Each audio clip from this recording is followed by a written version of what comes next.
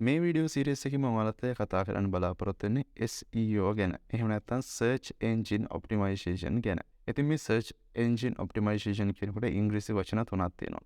Search Engine Optimization. ඉතින් මේ වචන තුන කොටස් දෙකකට අපිට වෙන් කරන්න පුළුවන්. Search Engine කියන්නේ එක කොටසක්, Optimization කියන්නේ තව කොටසක් විදිහට. ඉතින් මේ වීඩියෝ එකේදී අපි Search Engine ගැන තේරුම් ගමු. Search Engine වැඩ කරන විදිය, මේකේ Search Engine Optimization කියන කතන්දරේදී Search Engine එකේ තියෙන සමහරක් දේවල් වලට කියන short names, එතකොට මේකේ අපි දැනගන්න ඕන දේවල් මේ ටික මේ වීඩියෝ එකේදී අපි බලමු. මොකද Search Engine Optimization වල Optimization කොටස කරන්න බෑ Search Engine ගැන අවබෝධයක් හරියාකාරව නැතුව. එහෙනම් අපි බලමු Search Engine ගැන. ඉතින් අපිට Wikipedia එකේ තියෙන මේ Search Engine කියන page එක read කරන්න පුළුවන්. මේකෙදී search engine history එක ගැන වගේම අද වෙනකොට තියෙන search engine ගැන ගොඩක් detail අපිට බලා ගන්න පුළුවන්. ඒ වගේම මේ මුල් කාලේ තිබ්බ search engine වගේම අද කාලේ තියෙන search engine වැඩ කරන්නේ කොහොමද කියලා යම් කිසි දල අදහසක් ගන්න පුළුවන් අපිට මේ Wikipedia එකේ තියෙන search engine කියන article එක refer කරවුවොත්. ඉතින් Wikipedia එකට අනුව W3 catalog කියන search engine එක තමයි මුලින්ම තිබිලා තියෙන්නේ. ඉතින් මේකේ පල්ලට යනකොට අපිට බලා ගන්න පුළුවන් 1995 වෙනකොට Yahoo search එක ඇවිල්ලා තියෙනවා. අදටත් Yahoo search engine එක පවත්වාගෙන යනවා. නමුත් අර මුල් කාලේ තිබ්බ තරම් ජනප්‍රිය නැහැ. ඒකේ පසුබිමක් වෙලා තියෙනවා. දැන් Google එක තමයි ගොඩක් ඉස්සරහින් ඉන්නේ. ඉතින් ඊට පස්සේ අපිට බැලුවොත් මේ විදිහට යනකොට 1998 වගේ වෙනකොට Google එකේ search engine එක start වෙලා තියෙනවා. ඒ වගේම Russian Yandex කියන search engine එකත් start වෙලා තියෙනවා. ඉතින් තව පල්ලෙහාට යනකොට අපිට Naver කියලා search engine එකක් බලා ගන්න පුළුවන්. මේක South Korean search engine එකක්. එන South Korea base කරලා තමයි මේ Naver කියන search engine එක තියෙන්නේ. ඊට පස්සේ 2000 දී Baidu කියන search engine එක ගැන තියෙනවා. Baidu කියන්නේ China base වෙච්ච search engine එකක්. ඉතින් අපි මේ search engine list එකේ පල්ලට එනකොට මේ වෙනකොට actively තියෙන 2%කට වඩා වැඩි percentage එකක් තියෙන search engine අපිට හොයා ගන්න පුළුවන්. උදාහරණයක් විදිහට කියනවා නම් DuckDuckGo එක මේක අදටත් පාවිච්චි කරන හොඳ search engine එකක්. Bing එක Microsoft ලාගේම එකක්. කලින් MSN කියන එක තමයි Bing කියලා වෙනස් වුනේ. එතකොට තව මෙතන තියෙනවා Scotia කියලා එකක් තියෙනවා. ඒකත් active. ඊට අමතරව අපි බලන්න යනකොට Yandex කියන එක තියෙනවා. ඒකේ English version එක ආව 2010 දී. තවත් පහළට යනකොට අපිට බලා ගන්න පුළුවන් 2020 දී Paddle search එක එළියට එනවා. Paddle search කියන්නේ Huawei ලාගේ search engine එකක්.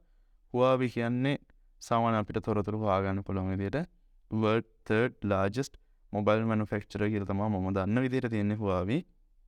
එතකොට Huawei device users ලාගේ default search engine එක වෙන්නේ Paddle search. තව මෙතෙන්දී 2021 ගැන විතරයි තියෙන්නේ. 2022 දී තාවා U කියලා search engine එකක්, AI powered search engine එකක්. ඒක ගැන හැම මෙතන තාම හරියට detail නැහැ. හරි. ඔන්න search engine history එක ගැන අපි ලාවට අදහසක් ගත්තා. මේකේ විස්තර ටික තියෙනවා ඔයාලට කියවන්න පුළුවන්. කොහොමද මුල් කාලේ වැඩ කළේ, කොහොමද පස්සේ මේවා AI technologies, machine learning වගේ ඒවත් එක්ක මාරුනේ වගේ විස්තර හැමත් අපිට බලා ගන්න පුළුවන්. දැන් අපි සාමාන්‍යයෙන් පාවිච්චි කරන search engine ටික බලමුකෝ. google.com එක අපි use කරනවා. මේක තමයි ලෝකේ ඉන්න මිනිස්සුන්ගෙන් 90%කට වඩා use කරන්නේ google.com එක. ඊට පස්සේ තියෙනවා bing.com එක. ඉතින් මේකත් ලෝකේ ඉන්න මිනිස්සුන්ගෙන් 2%ක් 4%ක් අතර ප්‍රමාණයක් පාවිච්චි කරනවා. සාමාන්‍ය මේ ප්‍රමාණය ඉස්සරහට වැඩිත් වෙවි. ඉතින් මේක තමයි Windows 10, Windows 11 වගේ OS එකත් එක්ක ආපු Edge කියන web browser එකත් එක්ක එන by default search engine එක. එතකොට Windows users ලාගෙන් අපේ website එකට ලොකු users ලා ප්‍රමාණයක් ගෙන්න ගන්න පුළුවන් මේ bing.com කියන search engine එක ගැන අපි හරියට අවධානයක් දාගත්තා. ඒ වගේම අපිට මෙතන තියෙනවා DuckDuckGo කියලා. ඉතින් මේ DuckDuckGo කියන එක නම් ගොඩක්ම ජනප්‍රියලා දෙන්නේ මෙයාලා privacy එක අපේ protect කරනවා කියන එක. ඒ කියන්නේ අපි search කරන කිසිම search term එක third parties ලාට මෙයාලා විකුණන්නේ නැහැ කියලා තමයි promise එක තියෙන්නේ මෙයාලගේ. ඒ වගේ promise එකක් ඒකම නෙමෙයි. ඊට පස්සේ Yandex කියලා එකක් තියෙනවා. ඉතින් මේකට Yandex කියලා කියනවා. Yandex කියලා කියනවා මේක Russian search engine එකක්. ඉතින් මේ search engine එක ගොඩක් වෙලාවට Russian language එකට focus කරලා Russian website focus කරලා හදලා තියෙන search engine එක. ඊට පස්සේ recently release වෙච්ච U.com කියන search engine එක තියෙනවා. මේක AI powered search engine එකක්. ඉතින් මේ AI powered search engine එකනොත් අපිට කරගන්න පුළුවන් දේවල් ගොඩක් තියෙනවා. ඊට පස්සේ මේ තියෙන්නේ Huawei ලාගේ Paddle search එක. ඉතින් මේ Paddle search එකත් search engine එකක් විදිහටම වැඩ කරනවා. කිසිම ඉෂුව එකක් නැත. ඉතින් මේකෙත් අපිට සාමාන්‍ය විදිහටම අපේ වෙබ්සයිට් රෑන්ක් කරන වැඩ ඒ දේවල් ටික කරගන්න පුළුවන්. ඉතින් හැම සර්ච් එන්ජින් එකකම තියෙන ප්‍රධාන ෆීචර් එක තමයි සර්ච් බොක්ස් එක. ඉතින් මේ සර්ච් බොක්ස් එකේ අපිට කැමති දෙයක් ටයිප් කරන්න පුළුවන්. අපිට හොයාගන්න ඕනේ. අපිට බලන්න ආස ඕන දෙයක් ටයිප් කරලා අපිට බලන්න පුළුවන් ඩීටේල් එනවද කියලා. ඉතින් මෙහෙම ටයිප් කරන වචන සෙට් එකට අපි කියනවා සර්ච් query එකක් කියලා. ඉතින් මේ සර්ච් query එක වචන එකක් වෙන්නත් පුළුවන්, වචන 7ක් 8ක් වෙන්නත් පුළුවන්. ඉතින් සමහර සර්ච් එන්ජින් වල විතරක් අපි වචන දෙකක් විතර ටයිප් කරනකොට ඉතුරු වචනේ ඒ සර්ච් එන්ජින් එකේ අනිත් යූසර්ස්ලාත් ඒ විදිහටම දෙයක් සර්ච් කරලා තියෙනවා නම් ඔටෝ කම්ප්ලීට් වෙනවා. දැන් උදාහරණයක් විදිහට Google search එක ගත්තොත් අපි මේකේ how to කියලා සර්ච් කරවුවොත් මෙන්න මේ විදිහට ලිස්ට් එකක් එනවා. ඉතින් මේකෙදි මම how to make a CV කියලා ටයිප් කරවුවොත් ඔයාලට බලා ගන්න පුළුවන් ඉතුරු ටික ඔටෝ කම්ප්ලීට් කරලා දෙනවා. for first job, for student, for internship මේ විදිහට එයා අපිට ගැලපෙයි කියලා හිතන suggestions දෙන්න තරම් බුද්ධිමත් වෙලා තියෙනවා. මොකද අනිත් users-ලා ඒ විදිහට search කරලා තියෙන නිසා. ඉතින් දැන් අපි මේකම Bing එකේ ටයිප් කරලා බලුවොත් එන්න මේ විදිහට Bing එකේ search කරවුවොත් එතකොට ඒකෙත් අර විදිහටම තමයි suggestions එනවා. ඉතින් අපි ඕක DuckDuckGo, u.com, Yandex, Petal search වගේ ඒවට යනකොට ඉතින් අනිත් search engine වලත් Google එකේ වගේම මේ විදිහට suggestions පෙන්වනවා. හරි. දැන් අපි දන්නවා මෙතන type කෙන එකට කියන්නේ search query එක. ඉතින් මේ auto complete වෙන එකට කියනවා අපි search suggestions කියලා. හරි. දැන් අපි ඒක enter කරාට පස්සේ මේ විදිහට page එකක් load වුණානේ. මේ page එකට අපි කියනවා search engine result page. එහෙම නැත්නම් SERP කියලා කියනවා. ඉතින් SERP කියලා කෙටි කරලා තියෙන search engine result page කියලා. ඉතින් මේ search engine result page එකේ ගොඩක් දේවල් තියෙනවා අපි තේරුම් ගන්න ඕනේ. ඉතින් මේ search engine result page එකේ අනිවාර්යෙන් පළවෙනි search result කිහිපේ ගොඩක් වෙලාවට paid result වෙනවා. ඒ කියන්නේ මේ පළවෙනි result හතරම දැන් ගත්තොත් ad කියලා දාලා තියෙනවනේ Google එකකින්. එතකොට අපි Bing එකෙත් ඕක search කරවුවොත් ඒකේ පළවෙනිම ads නැහැ මොකද. එතකොට අපි Petal search වගේ search කරලා බලුවොත්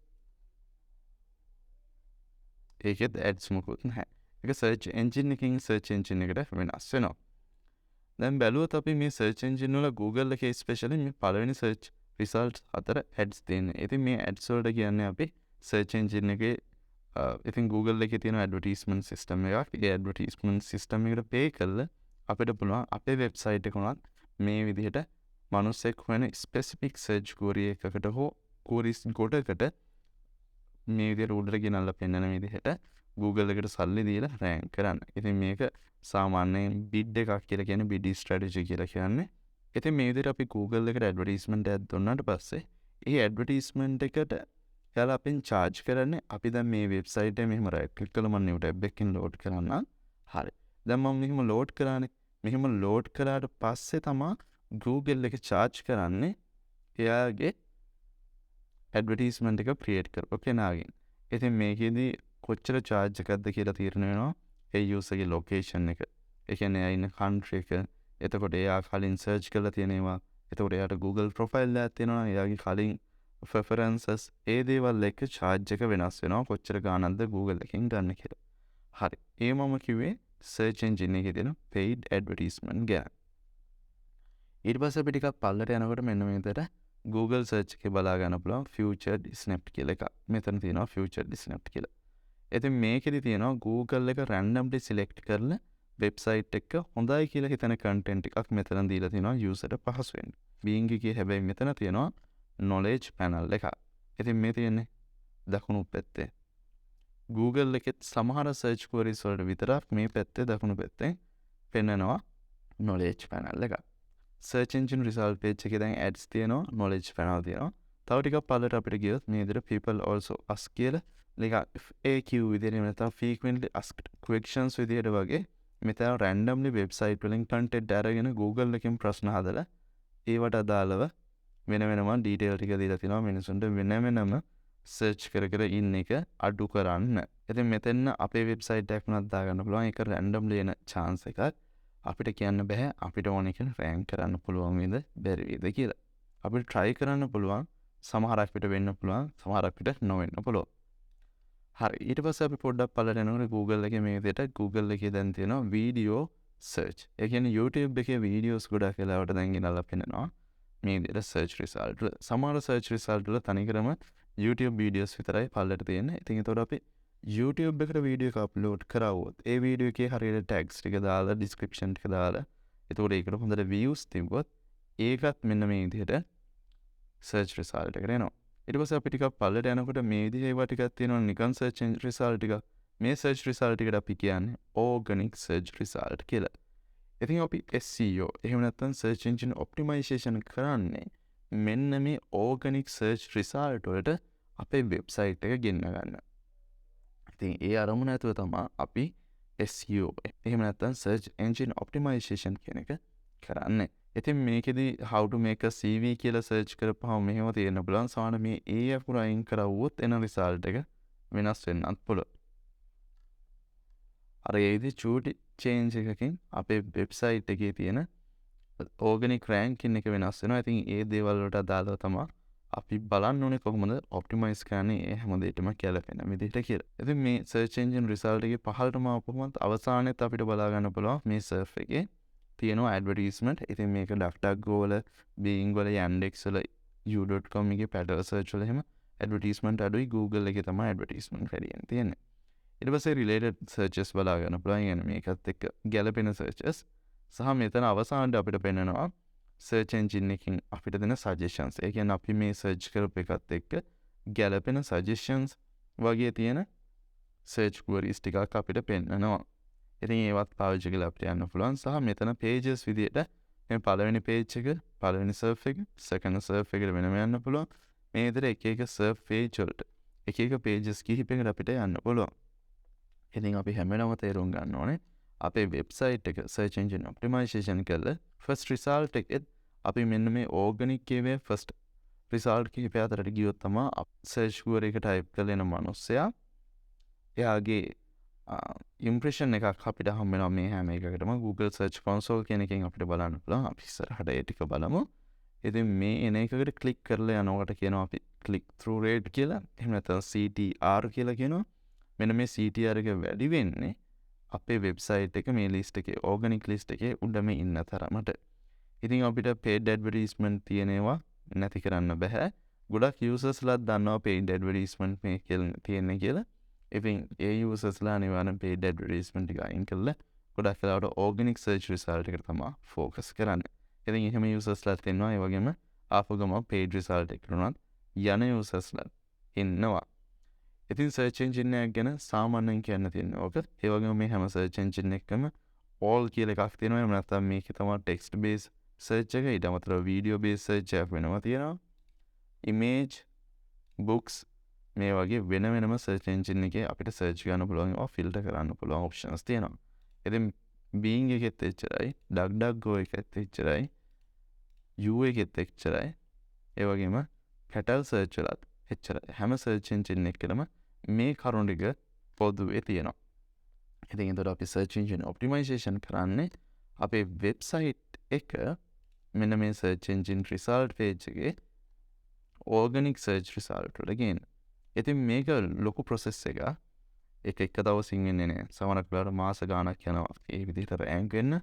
ඒ වගේම සමහරක් වෙලාවට අපිට ගොඩක් මහන්සි වෙනත් සමහරක් ඒවායේ තියෙන competition එක, trust එක වගේ දේවල් නිසා අපිට අපි හිතන දේවල් වලට ටාගට් කරගෙන රෑන්ක් කරගන්න බැරි වෙනවා. ඉතින් ඒක සාමාන්‍ය හැටි. අපි search engine optimization වලදී බලාපොරොත්තු වෙන්නේ user කෙනෙක් type කරන specific search queries ටිකක් ටාගට් කරලා අපේ website එක රෑන්ක් කරගන්න. ඉතින් මෙහෙම රෑන්ක් කරගන්නකොට අපේ website එක විතරක් නෙමෙයි search query එකට තියෙන. තව ඒ වගේම තවත් companies වලින් හදපු website ගොඩක් තියෙනවා. ඉතින් මේ website ඔක්කොම අතරින් හොඳම website එක වෙන එක තමයි අපිට මේකෙදි කරන්න පුළුවන් හොඳම දේ. ඒ කියලා හැබැයි සමහරවිට හොඳම වෙබ්සයිට් එක, හොඳම ස්පීඩ් එක උනත් අපේ වෙබ්සයිට් එකේ තියෙන ඇතුලේ තියෙන අන්තර්ගත එහෙම නැත්නම් ඒකේ තියෙන ඉංග්‍රීසි ටික, ඒකේ තියෙන ඉමේජස් ටික කොපිරයිට් නම් වෙන වෙබ්සයිට් එකෙන් කොපි කරලා ගත්ත එකක් නම් ඒක කෙලින්ම කුයිල් බොට් වගේ දාලා පොඩක් පැරාප්‍රේස් කරලා ගත්ත එකක් නම් ඒකට අලුත් කිසිම දෙයක් නැත්නම් ඒක රෑන්ක් වෙන්නත් තියෙන හැකියාව හරි අඩුයි. ඉතින් පුළුවන් තරම් කන්ටෙන්ට් එක අප්ඩේට් වෙන්න ඕනේ. ඒ වගේම සර්ච් එන්ජින් ගයිඩ්ලයින්ස් බලන්න ඕනේ. ගොඩක් දේවල් තියෙනවා search engine optimization වල අපිට ඉගෙන ගන්න. මේ search engine එක ගැන තමයි මේ වීඩියෝ එකේදී සරලව ඔයාලට මම කියලා දුන්නේ. ඉතින් මම හිතනවා මේ වීඩියෝ එකේදී ඔයාලට සරලව සර්ච් එන්ජින් එක ගැන අදහසක් එන්න ඇති කියලා. ඉතින් මේ වීඩියෝ එක බලලා අනිවාර්යෙන් මේ වීඩියෝ එකට ලයික් එකක් දාන්න. ඒ වගේම කමෙන්ට් එකක් දාන්න. ඉතින් මේ වීඩියෝ එකට ලයික් 100ක් විතර આવොත් මම මේ විදිහට වීඩියෝ සීරීස් එකක්ම කරන්න තමයි බලාපොරොත්තු වෙන්නේ.